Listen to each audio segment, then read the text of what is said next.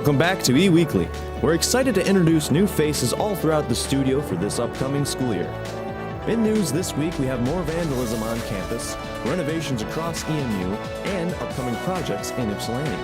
We have the dish, sports, Eagle encounters, and everything else. Thanks for tuning in. This is E-Weekly.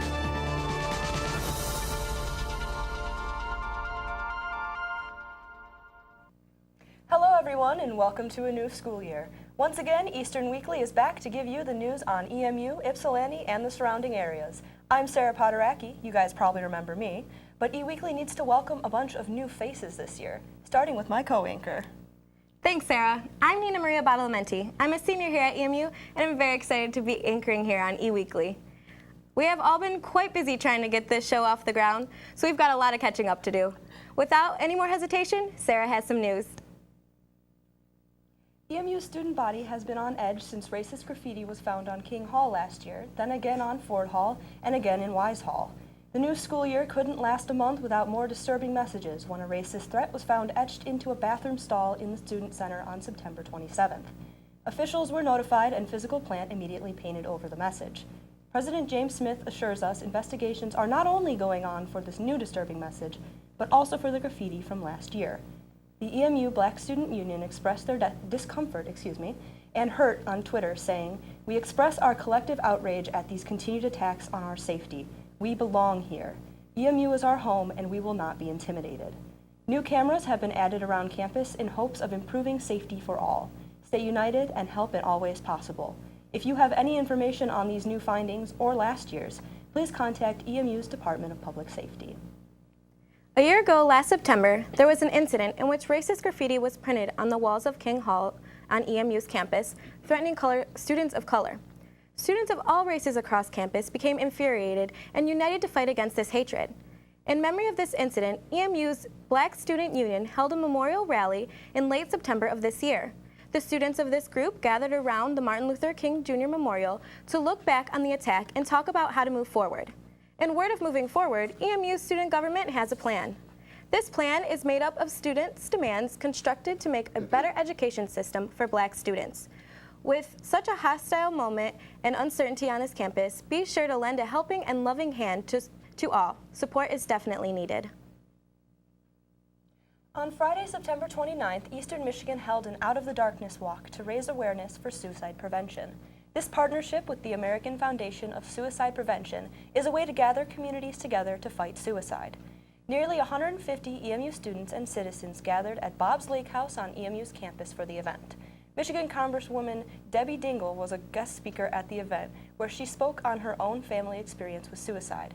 Additionally, Student Body President Miles Payne and Vice President Larry Borum spoke on supporting people who feel alone and breaking the stigma surrounding mental illness and suicide.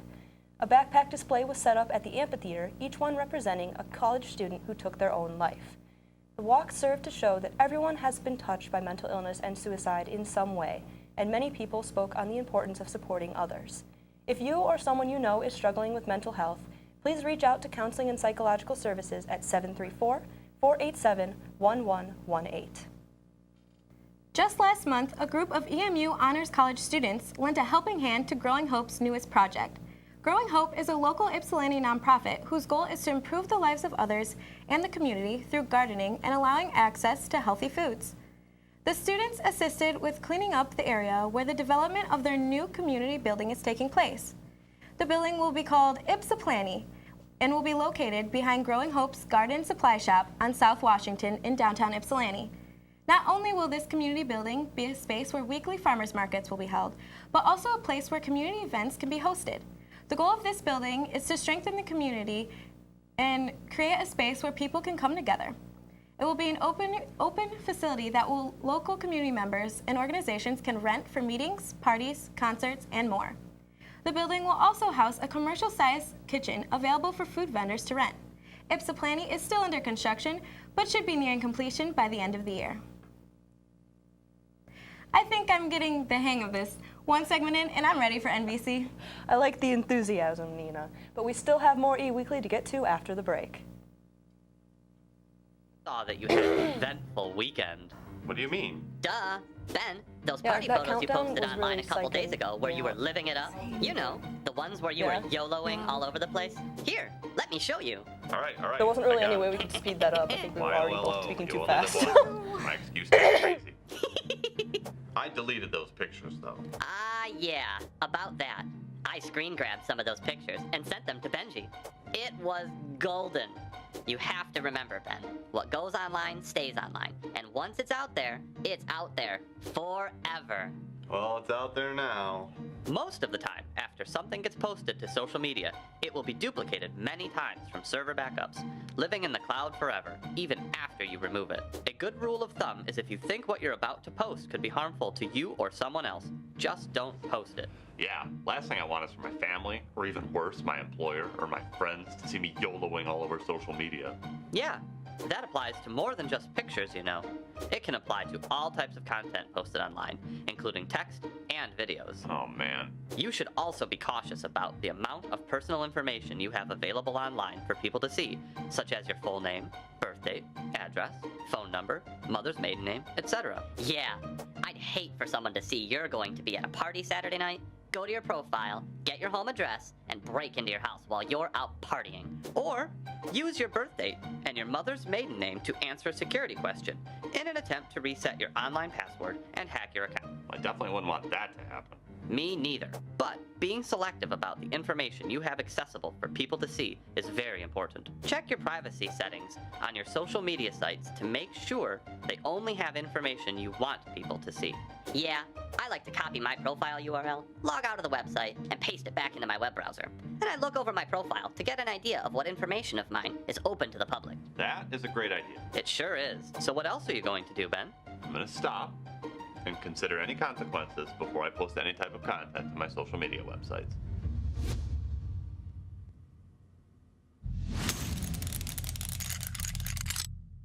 In today's cyber world, the number of passwords you have to remember can be overwhelming. While it may be tempting to reuse the same passwords or store them in a not-so-safe place, in doing so, you're putting your online accounts and data in danger of being compromised. The Eagle security package includes LastPass, an encrypted online password vault that can store all your usernames, passwords, and other personal information in one location. LastPass secures your login credentials using one master password, the last password you'll have to remember. Not only does LastPass store your login credentials, but it can automatically fill them in when you're logging into trusted websites. LastPass can also aid in the creation of strong, unique passwords and secure sensitive data such as addresses, credit cards, and personal notes. Since LastPass is encrypted and protected in the cloud, it's accessible wherever you are, through the LastPass website, a web browser extension, or the mobile app. LastPass makes password security easy. For more information about LastPass, visit tiny.emich.edu/LastPass.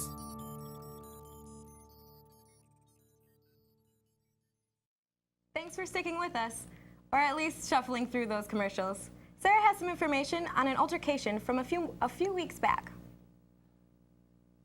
Eastern's frequently painted freedom walls and cement cylinder are a staple of campus, sitting in the southern shadow of the Rec IM. On the night of September 19th, however, there was a disagreement over the messages painted there.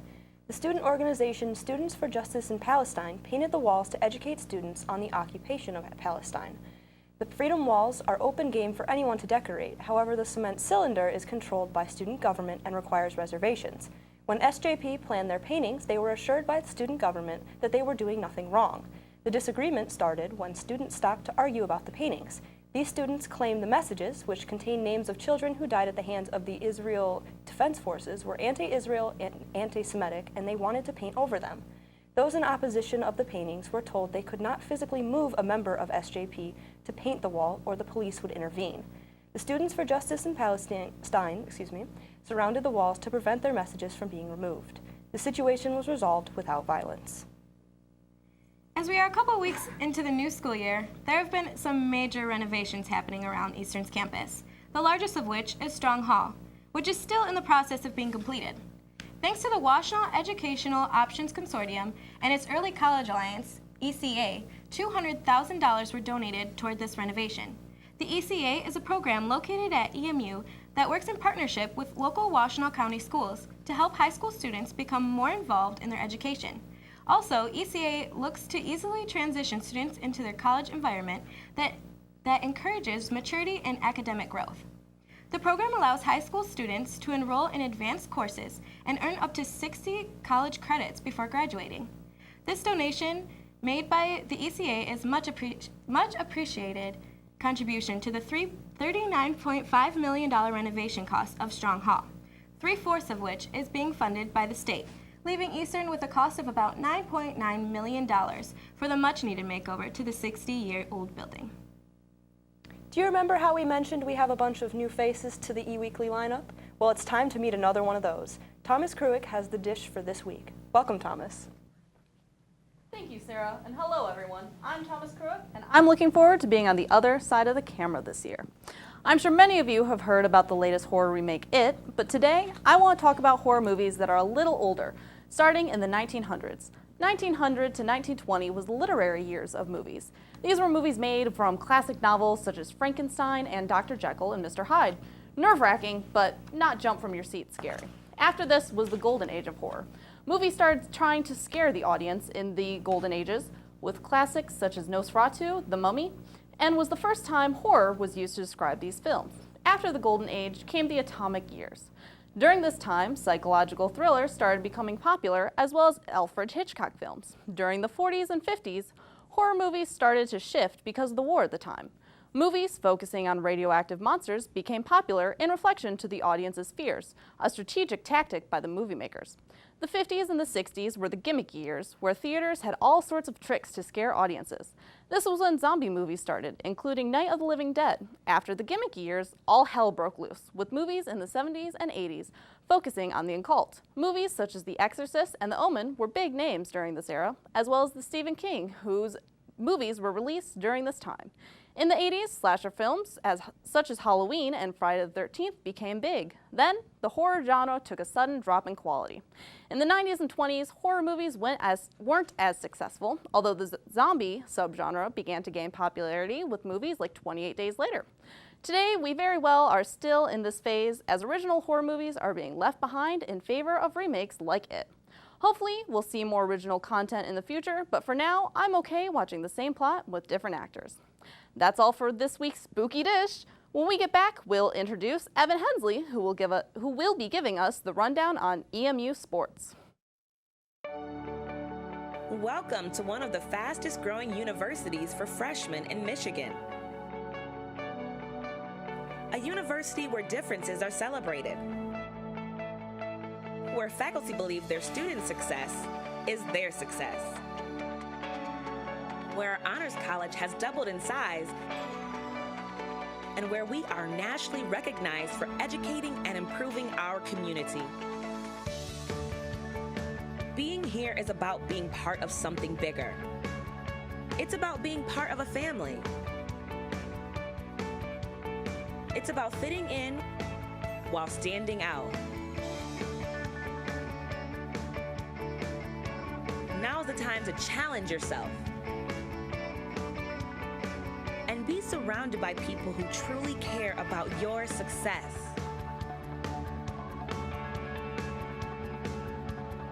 So whether you become an artist who inspires others, a creator who develops something new, or an innovator who changes the way people think, this is your opportunity. Fuel your curiosity through research. Hit the stage and enrich the lives of others. Compete in Division I athletics. No matter your path, we all bleed green. So roll up your sleeves. Dive in. Experience learning in and out of the classroom. Be a student of life. Welcome to higher education. Welcome to Eastern Michigan University. Welcome home.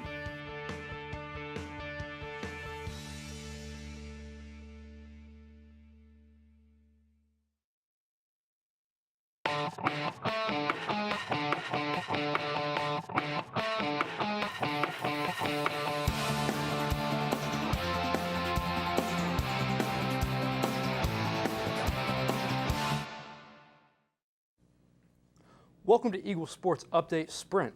I'm Evan Hensley, and here are this week's top stories in EMU sports. The Eastern Michigan football team traveled down US 23 to face the 3-1 Toledo Rockets this past Saturday. The offensive struggles continued at the Glass Bowl as the team scraped together a season-low 15 points in the 20-15 loss. Senior season struggles have continued for quarterback Brogan Roback as he threw for 226 yards, 2 touchdowns, and 2 interceptions, including the game-deciding pick on the final drive of the game. The Rockets' offense was led by quarterback Logan Woodside, who had 289 yards passing, while the Rockets scored 2 of their touchdowns on the ground. The headline for Eastern in this game was another tremendous performance by the Eagle defense. They held one of the most dynamic and lethal offenses in the MAC to a season-low 20 points, while also producing 4 sacks and 6 tackles for loss.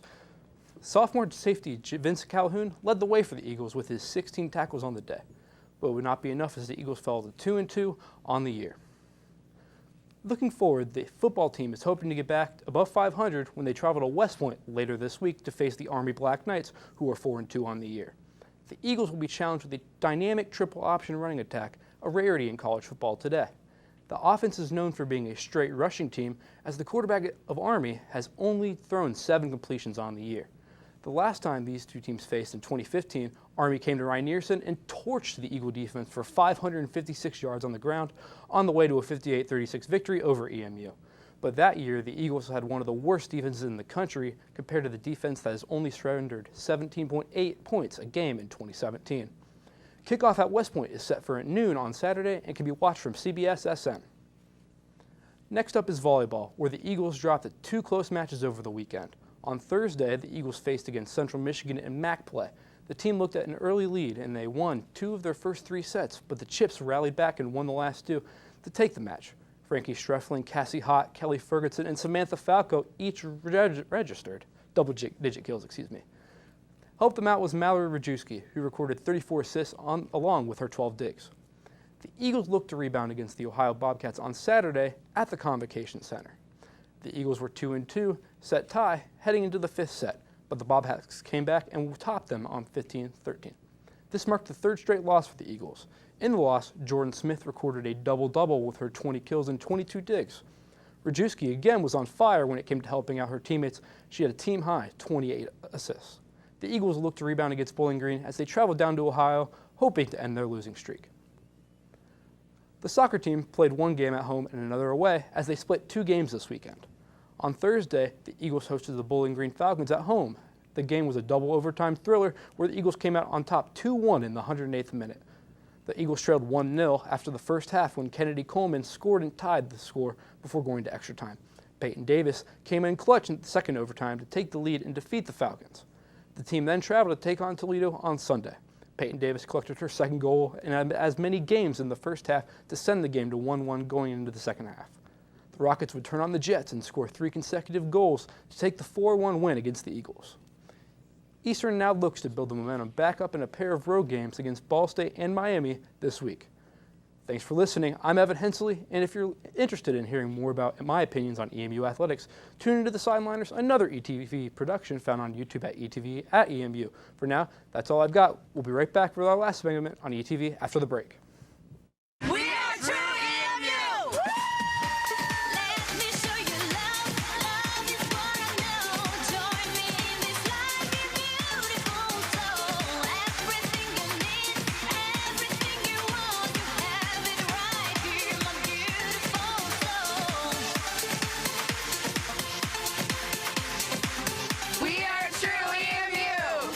True EMU. We are true EMU. I'll be right back. I told myself I'm just going to grab a quick drink. 2 minutes later, and everything was gone. My backpack, my laptop, my cell phone, my iPod. 2 minutes was all it took. I was lucky. The thief was eventually caught, and I got it all back. But now that I had that happen to me, I realized that anything valuable has to be treated like cash. I'll never leave it out of my sight again. My name is Heather, and I'm trying to be safe. Thanks for sticking with us up to this point of the show. We're just about done. Just one more segment left and one more face to introduce to you. Alicia Lewis has Eagle Encounters. Thank you, Nina. I am Alicia Lewis, and I'm looking forward to keep you updated on what's going on around campus. We call this segment Eagle Encounters. Campus is full of events this weekend. Starting out with Freaky Friday, October 13th, the Wind Symphony will host their October concert in Peace Auditorium at 8 p.m. The cost is free and open to the public, and it's also an LBC-approved event. Self-love is the best love. Join the Women's Resource Center in a night full of self-love activities that include a do-it-yourself face mask, coloring pages, henna, and many more activities this Friday. This event is free of charge. For more information, contact Mindy Holmes at 517-375-7350. As we all know, October is Breast Cancer Awareness Month. For the Love of Boobies is an annual event for everyone to learn about and become educated about breast cancer from health professionals, breast cancer survivors. You may learn something that you don't know already, which is good, right? This is a free of charge and is LBC approved event, also this Friday. Get cozy with your boo or even a friend at the Student Center's weekly Friday movie. This week, EMU will be showing Get Out at 8 p.m. in the auditorium.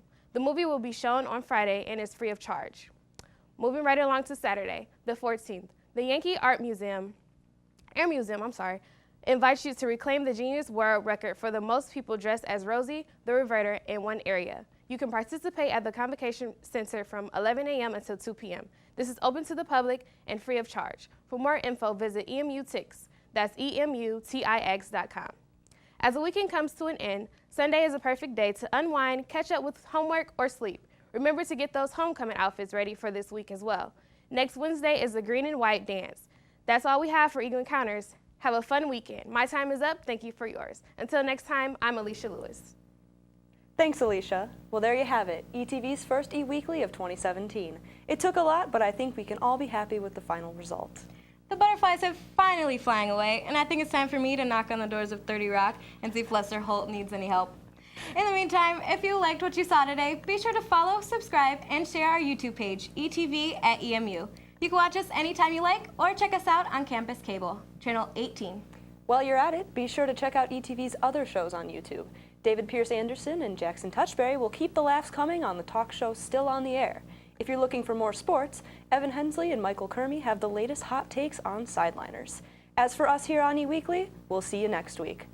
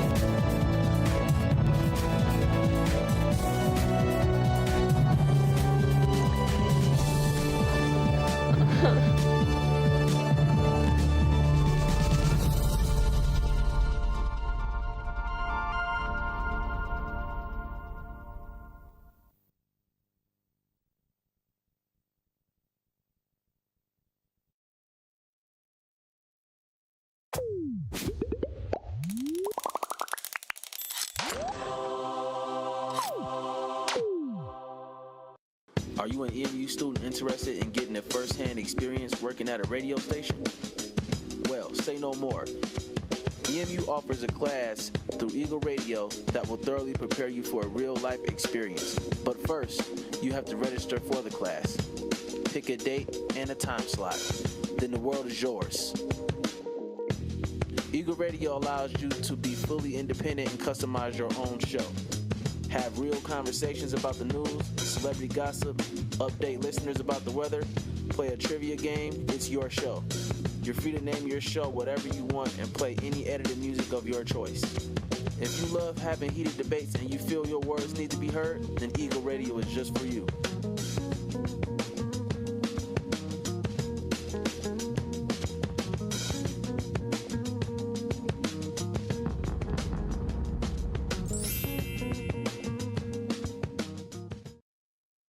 Hey Ben, would you like to hear a password joke? Sure, let me hear it. Ready? What was Forrest Gump's password? I have no clue. What was it? One Forrest one.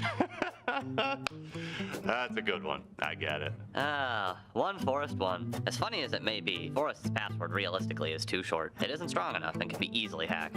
Jeez Louise, major buzzkill, Benji. Well, what do you mean, Benji? Well, for starters, Forrest needs to make his password longer. It should be at the very least 12 characters long, because the longer it is, the stronger it is. Yeah, but won't it become more difficult to remember longer passwords? Well, he could use a passphrase when creating his passwords. Wait, whoa, what's a passphrase? A passphrase is a string of words and characters used to access data. Yeah, it's very similar to a password, but it's longer, and if you add uppercase letters, numbers, and special characters, the password gets even stronger. Could you elaborate some more? Well, for example, Forrest could string together unrelated words. You mean like roof, panda, pear? Exactly. Or he could choose a phrase. This could be any phrase, but I recommend it be something personal so it's easily remembered. What if Forrest used one of his own phrases? Don't be a feather in the wind. Take ownership of your life. That's deep. Well, Forrest would need to take the first letter of each word in his phrase and put them together to create a password. Great. So now he has a secure password, right? Pretty close, but not so quite. He could make his passphrase even stronger by adding characters. Usually at least one number, uppercase letter, and a symbol should work. You know, like an exclamation point, pound sign, or dollar sign. He could even swap out characters for letters if he wants to. So, the important thing is, the longer he makes it, the better. And by adding at least one of each character, the passphrase becomes even more secure, right? Right. But Forrest should avoid having the same passphrase for different logins that require a password. Because if they crack his password, they can easily hack all his accounts. I recommend he have a distinct passphrase for different logins that require a password for optimal safety. That could be a lot of passphrases to remember, though. Well, you never want to write down or store passwords in a format that other people would be able to read. So I suggest Forrest use a password vault, like LastPass, to remember his passphrases. Password vault? Yes, a password vault, like LastPass, is a software tool that manages, saves, and encrypts passwords for safekeeping. It's like a safe that only you know the combination to, that can house all your personal passwords, so you don't have to remember them all. Oh, I see. That's a very useful tool. Agreed. So, Ben, how about you go and create your own passphrase?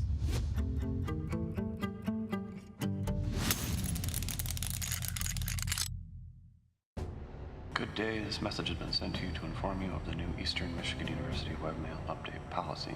We've recently upgraded our database to Perl 8.5 DPS, and we strictly insist that you update your email account immediately. Start update. Click here to begin. Whoa, whoa, whoa, stop it here. Rewind. What did you do wrong? Or should I say, what didn't you do? I don't know. Put in the wrong password? Correct! No. That was a phishing email you almost fell for. Wait, what? A phishing email. You know, an email sent by thieves who try to trick people out of their personal information by disguising themselves as someone trustworthy. Oh. I almost fell for that. I know. Well, what should I have done? Sandwich board! Sandwich board? Sandwich board? Here, put this on. No, you don't. Phishing emails. Hey, not so hard. Phishing emails are thieves trying to gain access to your usernames, passwords, credit cards, etc. Be on the lookout for fishy keywords, such as update account, Check. validate, Check. verify, Check. click here, Check. etc. Yeah, fishy phrases. Ah, yes. Phishing emails like these always have a sense of urgency and aggression with them, and generally include a link to a fake webpage that mimics a website that you may think you are on. Fishy sites. Well, how do I know that that is a phishing email? It can be tricky. Hover over the link and look in the lower left-hand corner of your web browser to see the URL.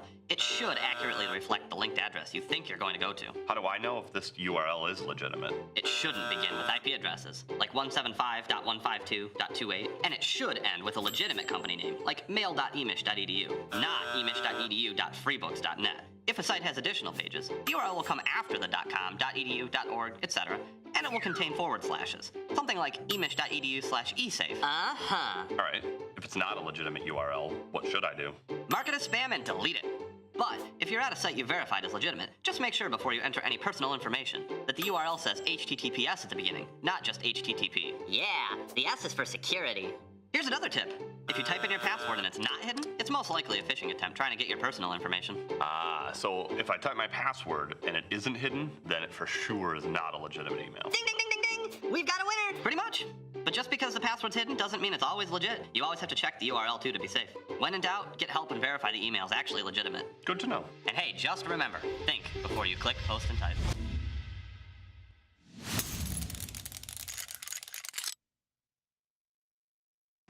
I'll be right back, I told myself. I'm just going to grab a quick drink.